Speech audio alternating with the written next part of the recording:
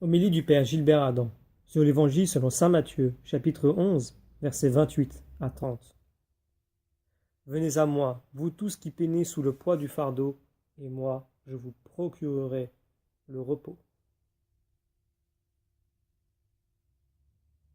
Nous avons tous de lourds fardeaux à porter. Chacun de nous pourrait énumérer ce dont il est accablé.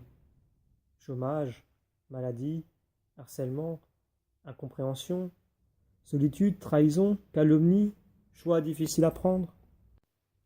L'attitude que nous avons prise pour faire face à ces épreuves est le joug que nous avons choisi de porter. Nous nous représentons nos fardeaux avec l'image de la charrue qui retourne la terre et la prépare à accueillir la vie. Nos épreuves sont là pour retourner notre terre, nous secouer dans nos habitudes. Il est difficile de croire que ces fardeaux nous préparent à une transformation intérieure, à une renaissance. Le joug de Jésus est la douceur et l'humilité. C'est celui de l'obéissance à son Père. Jésus nous propose d'être heureux et de le rejoindre dans les béatitudes. Si nous prenons le joug de Jésus, il est notre consolation, notre joie et notre espérance au milieu de nos luttes quotidiennes. Il y a en effet en nous quelque chose de beaucoup plus profond que nos misères. Nous pouvons découvrir à la racine de notre vie l'amour de Dieu qui s'y trouve. Un amour étonnant sommeille en nous. Du ciel, Dieu nous tend la main pour nous attirer auprès de lui. Nous continuons la lecture de l'Évangile. Prenez sur vous mon joug, devenez mes disciples, car je suis doux et humble de cœur, et vous trouverez le repos pour votre âme.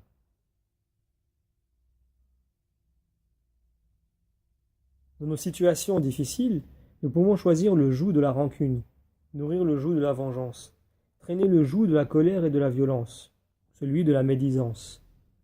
Laisser place au joug du découragement, de la tristesse, de la méfiance, c'est entrer dans celui de la culpabilité. Si nous prenons conscience de nos réactions face à l'injustice, nous connaissons le joug pris pour porter ce fardeau. Nous ne pouvons rien changer à l'épreuve que nous traversons. L'attitude intérieure que nous prenons face à cette épreuve détermine notre espérance.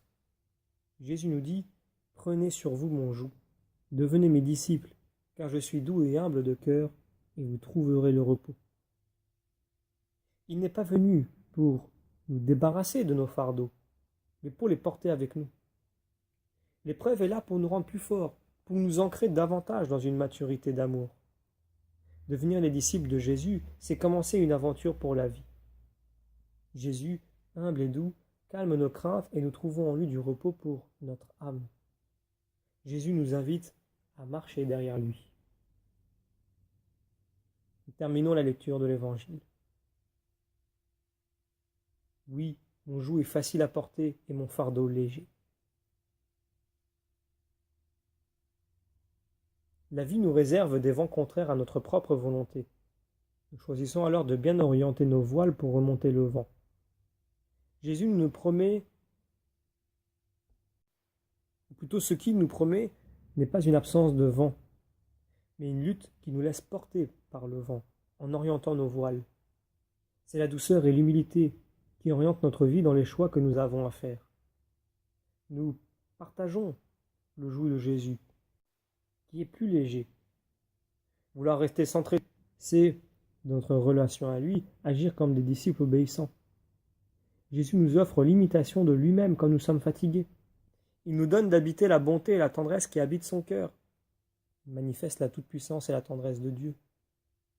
Nous pouvons faire l'expérience de la merveille que nous sommes. Dans un amour humain divinisé, sensible et mu par l'Esprit Saint, nous aimons notre Dieu et nous pouvons servir nos frères. Dieu se dévoile et nous ressentons dans notre intérieur un amour. Les sentiments que sa présence éveille dans notre vie sont amour. Cet amour de Dieu fait apparaître à l'intérieur de nous un amour toujours offert. Dieu se rend si proche de nous et il nous rend proche de nous-mêmes en harmonie avec lui. Alors nous pouvons paisiblement accueillir notre vulnérabilité pour lui offrir, car il est notre Sauveur. Jésus a souffert la mort pour nous. Il est ressuscité et il nous remet debout. Venez à moi, dit-il. Par son amour, nous sommes rendus à nous-mêmes et invités à marcher derrière lui. Demandons la grâce de comprendre qu'en Jésus, notre joug sera facile à porter. L'action de grâce est fondamentale à la communauté des vivants.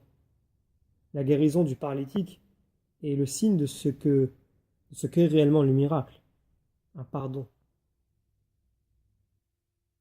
Demandons la grâce d'une grande foi en Jésus.